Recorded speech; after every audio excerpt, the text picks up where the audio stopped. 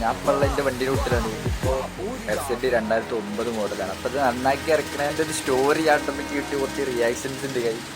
അപ്പോൾ എന്താണെന്ന് വെച്ചിട്ടുണ്ടെങ്കിൽ ഇതൊക്കെ നന്നാക്കി എടുത്തിട്ട് ഇത് ഓടി പിടിക്കുക ഏതേ വണ്ടീനെ. മക്കളെ ഞാൻ പറയുന്നു, നിങ്ങളിപ്പോഴത്തെ 150cc 155cc വണ്ടികളെ വെച്ചിട്ട് ഒരിക്കലും ഇതിനെ കമ്പയർ ചെയ്യരുത് ഞാൻ പറയുന്നത്. കാരണം എന്താ വെച്ചിട്ടുണ്ടെങ്കിൽ നിങ്ങൾ കമ്പയർ ചെയ്താൽ ഇങ്ങനെ ഓടിക്കാൻ അറിയണ ഒരുത്തൻ്റെ കയ്യിലാണ് കിട്ടണമെന്നുണ്ടെങ്കിൽ മോശമില്ലാത്ത നല്ലൊരു വജ്രായുധം തന്നെ അത്. കാരണം യമഹ ഇതിനുണ്ടാക്കി വിടുമ്പോൾ അന്നത്തെ കാലത്ത് ഇയാൾ ആരാധന മനസ്സിലാക്കിയവരുണ്ട്. മനസ്സിലായി?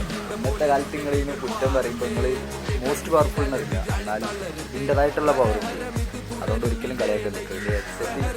അത് ഓടിച്ച് നോക്കിയതിന് ശേഷം, അതായത് ഇതേപോലെയുള്ള പഴയ മോഡലുകൾ ഓടിച്ച് നോക്കിയതിന് ശേഷം മാത്രം FZ കുറ്റം പറയാൻ പറ്റുക. അതും തികച്ചറിഞ്ഞതിന് ശേഷം എന്നാലും FZ ഒരിക്കലും കുറ്റം പറയും. കാരണം ഇന്നും കേരളത്തിൽ ഒരുപാട് FZ യൂസേഴ്സ് ഉണ്ട്. അതായത് FZ ഇപ്പോഴും കയ്യിൽ വെച്ചിട്ട് കൊടുക്കാത്തത്ര യൂസേഴ്സ് ഉണ്ട്. ഓരോ ഏറ്റവും നല്ല അഭിപ്രായമാവും മൈലേജും പവറും. അന്നത്തെ കാലത്തെ മൈലേജും കൊടുത്തു, ഒരേപോലെ പവറും കൊടുത്തു. മൈലേജ് വലിയ മോശമുള്ള വണ്ടിയില്ല. 10-48 കിലോമീറ്റർ വൃത്തിക്ക് കൊണ്ടുവരുന്ന എന്തായാലും മൈലേജ് കിട്ടും. അങ്ങനത്തെ കാര്യത്തിലൊന്നും